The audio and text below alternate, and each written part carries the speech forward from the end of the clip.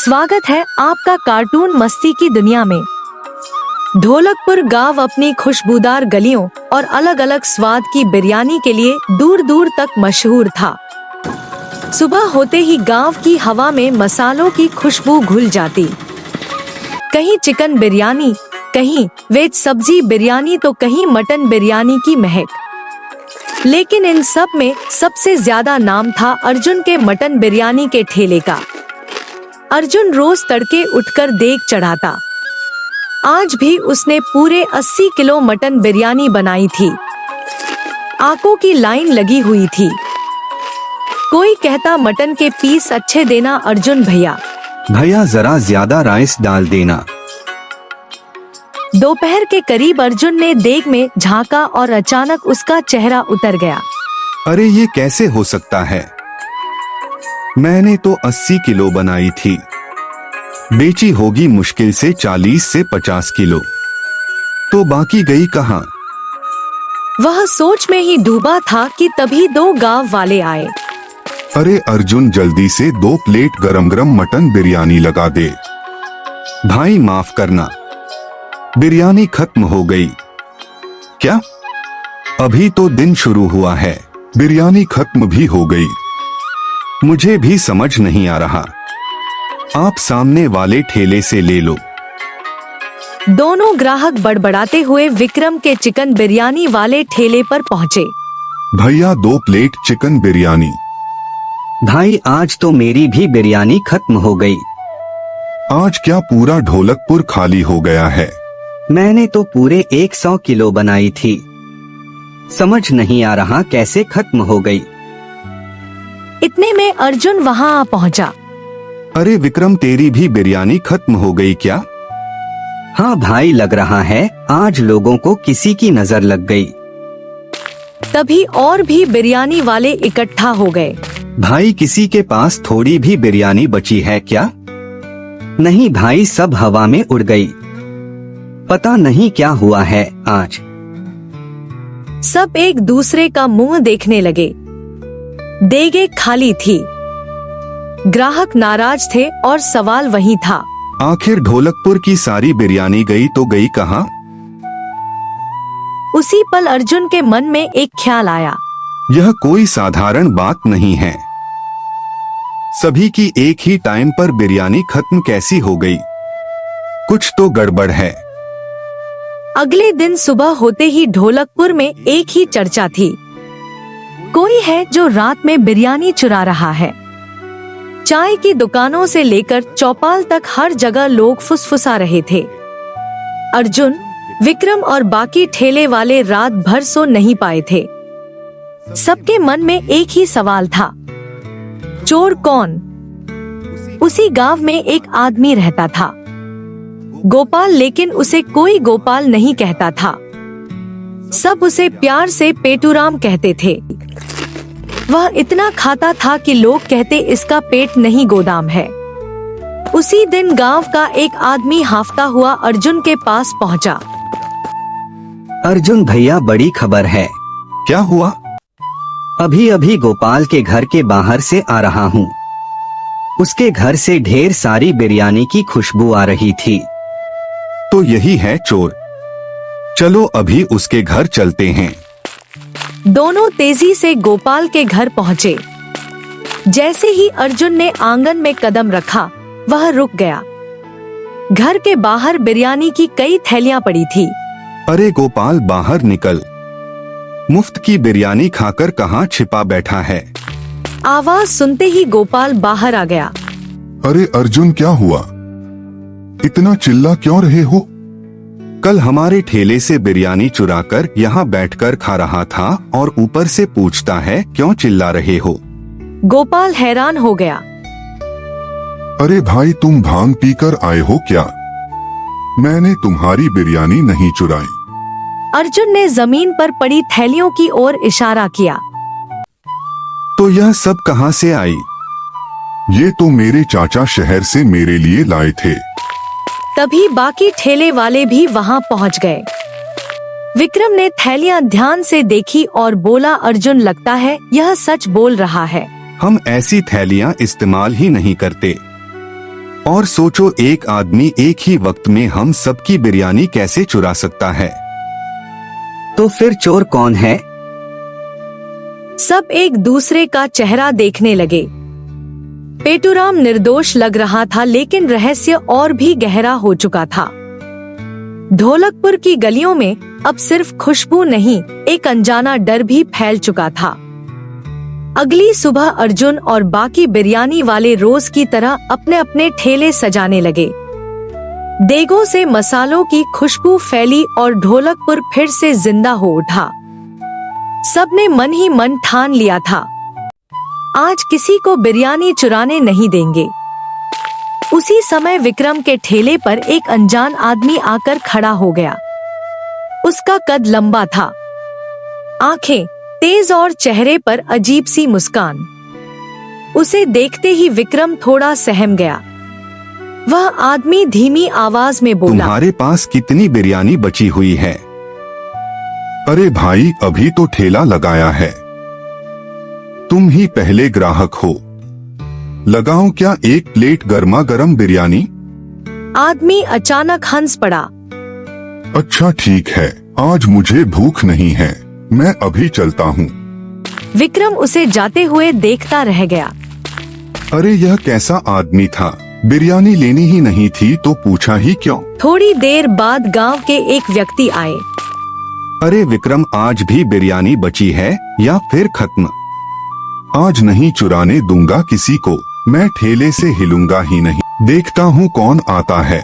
अच्छा है भाई, अब 2 प्लेट चिकन बिरयानी लगा दें, बहुत भूख लगी है, और हाँ अच्छे मुलायम पीस देना।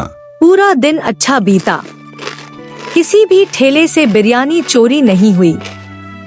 शाम को सारे बिरयानी वाले इकट्ठा हुए, लेकिन 2 चेहरे गायब थे। अर्जुन ने पूछा, अरे सोहन और रमेश कहाँ हैं? आए क्यों नहीं? उन्होंने 2 दिन से ठेला लगाया ही नहीं। तो फिर कहाँ गए दोनों? मैं उनके घर के बाहर से आया हूँ, दोनों के दरवाजे खुले थे, पता नहीं कहाँ गायब है दोनों। अर्जुन और विक्रम फौरन चल पड़े। पहले वे सोहन के घर पहुँचे। अंदर का नजारा देखकर दोनों सन्न रह गए। घर में 2 दिन पुरानी बिरयानी रखी थी, लेकिन सोहन कहीं नहीं था। अर्जुन, यह कुछ गड़बड़ लग रही है। बिरयानी बनी है, ठेला नहीं लगाया और आदमी गायब। दोनों रमेश के घर पहुँचे, वहाँ भी वही हाल, बासी बिरयानी, खुला दरवाजा और सन्नाटा। बाहर आकर अर्जुन ने भारी आवाज में कहा, लगता है हमारे गांव पे कोई बहुत बड़ी मुसीबत आने वाली है। ढोलकपुर की हवा में अब एक अनदेखा खतरा भी मंडरा रहा था। अगले दिन ढोलकपुर में अजीब सा सन्नाटा छा गया। जिन गलियों में सुबह सुबह देगों की भाप उठती थी, वहाँ आज चूल्हे ठंडे पड़े थे।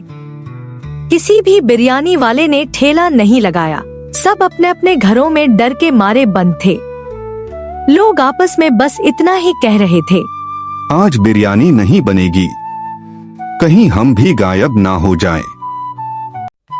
उसी दिन दोपहर को शहर से आया एक अजनबी आदमी गांव में दाखिल हुआ।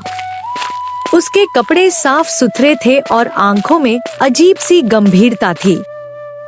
उसने रास्ते में खड़े एक गांव वाले से पूछा, भाई, इस गांव का सबसे मशहूर बिरयानी वाला कहाँ रहता है? अर्जुन पास वाली गली में रहता है, लेकिन अब उसने बिरयानी बनाना बंद कर दिया है। क्यों? इतनी अच्छी बिरयानी बनाता था, फिर बंद क्यों कर दी? गांव वाला पहले तो घबरा गया, फिर धीरे से बोला, तुम्हें नहीं पता? 3 दिन से गांव में बहुत गड़बड़ हो रही है। कहीं बिरयानी चोरी हो जाती है तो कहीं बिरयानी वाला ही गायब हो जाता है। मुझे पता है, मैं इसी सिलसिले में यहाँ आया हूँ। यह कहकर वह अर्जुन के घर की ओर चल पड़ा। अर्जुन के घर के बाहर पहुंचकर उसने आवाज लगाई, अर्जुन घर पर हो क्या? तुमसे जरूरी बात करनी है। अंदर बैठे अर्जुन का दिल जोर से धड़कने लगा। यह कौन है और मुझे क्यों ढूंढ रहा है? डरते डरते वह बाहर आया। अजनबी ने उसे देखते ही कहा, अरे अर्जुन, तुम तो इतनी बढ़िया मटन बिरयानी बनाते हो, फिर बनाना बंद क्यों कर दिया? भाई क्या बताऊं, हमारे गांव पे बहुत बड़ी मुसीबत आ चुकी। बिरयानी वाले गायब हो रहे हैं, है ना? तुम्हें यह सब कैसे पता? तुम हो कौन? मैं शहर से आया हूँ और मैं इन्हीं घटनाओं की जांच कर रहा हूँ। इसी बारे में तुमसे बात करने आया हूँ। अंदर चलो, यहाँ सब सुन लेंगे। दोनों अंदर जाकर आमने सामने बैठ गए। ठीक है, अब बताओ तुम्हें क्या पता है सबके बारे में? मेरे शहर में भी बिल्कुल यही हुआ था। पहले बिरयानी चोरी होने लगी, फिर कुछ दिनों बाद बिरयानी वाले गायब होने लगे। यह कहते ही वह अचानक चुप हो गया। अर्जुन बेचैन हो उठा। फिर आगे क्या हुआ? अजनबी के होठों पर एक डरावनी हंसी फैल गई। अब तुम भी गायब होगे। अर्जुन कुछ समझ पाता और पल भर में दोनों गायब। अगली सुबह चौपाल पर विक्रम बैठा अर्जुन का इंतजार कर रहा था। इतनी देर हो गई, अभी तक अर्जुन कैसे आया नहीं? समय बीतता गया लेकिन अर्जुन नहीं आया। तभी उसे अर्जुन का पड़ोसी दिखा। भाई, अर्जुन को कहीं देखा क्या? सुबह से चौपाल पर नहीं आया। वो तो घर पर ही है, सुबह से दरवाजा भी नहीं खोला। वह तेज कदमों से अर्जुन के घर पहुंचा। अर्जुन, अरे अर्जुन, चल बाहर आ जल्दी। कोई जवाब नहीं। विक्रम ने धीरे से दरवाजा खोला। अंदर का नजारा देखकर उसके पैरों तले जमीन खिसक गई। घर पूरी तरह खाली था। दौड़ता हुआ मुखिया हरिराम के पास पहुंचा।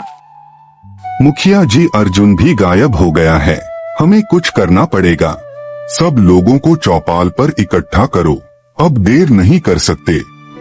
थोड़ी ही देर में पूरा गांव चौपाल पर जमा था। हर चेहरे पर डर साफ दिख रहा था। मुखिया हरिराम बोल, हमारे गांव पर किसी ने काला जादू किया है, इसी वजह से लोग गायब हो रहे हैं। कल हम गांव में हवन करेंगे, तभी सच्चाई सामने आएगी। अगले दिन पंडित जी ने हवन शुरू किया। मंत्रों की गूंज के बीच अचानक पंडित जी कांप उठे। मुझे एक नाम दिख रहा है। किसका पंडित जी? देव, वही गांव का पहला बिरयानी बनाने वाला जिसे आपने गांव से निकाल दिया था। पंडित जी, अब इसका कोई उपाय है क्या? पंडित जी ने मुखिया हरिराम की ओर देखा।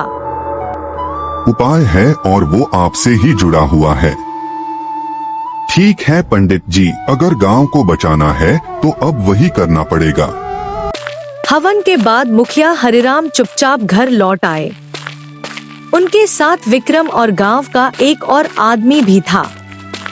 घर के आंगन में एक अजीब सी खामोशी छाई थी। मुखिया हरिराम जमीन पर बैठे थे। थोड़ी देर बाद विक्रम ने हिम्मत करके पूछा, मुखिया जी, पंडित जी ने ऐसा क्यों कहा कि देव का उपाय आपसे जुड़ा है? मुखिया हरिराम की आवाज भारी हो गई। बेटा, देव मेरा ही पोता है। दोनों आदमी चौंक गए। बहुत साल पहले देव ने गांव में सबसे पहला बिरयानी का ठेला लगाया था। वो बहुत खुश था, मेहनत से काम करता था, लेकिन मुझे उसका काम छोटा लगा। मैंने उसे ठेला बंद करने को कहा, लेकिन उसने मना कर दिया। गुस्से में आकर मैंने उसे घर और गांव दोनों से निकाल दिया। मुखिया हरिराम की आंखें नम हो गई। जाते जाते उसने कहा था, इस गांव के लोग चैन से नहीं रहेंगे जब तक आप खुद एक बिरयानी का ठेला नहीं चलाएंगे। तो क्या वही काला जादू कर रहा है? लगता तो यही है। वही भेष बदलकर लोगों को गायब कर रहा है। अब हम क्या करेंगे मुखिया जी? अब तुम कुछ नहीं करोगे, जो करना है मैं करूँगा। कल से मैं खुद गांव में बिरयानी का ठेला लगाऊंगा। अगले दिन पूरा ढोलकपुर हैरान रह गया। लोग आंखों पर भरोसा नहीं कर पा रहे थे। मुखिया हरिराम खुद बिरयानी का ठेला चला रहे थे। विक्रम और बाकी गांव वाले लाइन में लगकर बिरयानी खाने लगे। शाम होते होते सारी बिरयानी खत्म हो गई। मुखिया हरिराम ने मन ही मन कहा, देव बेटा, मुझे और इस गांव को माफ कर दो।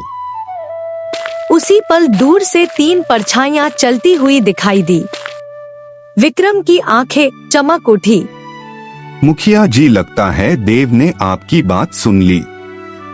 पास आते ही सबकी खुशी का ठिकाना ना रहा।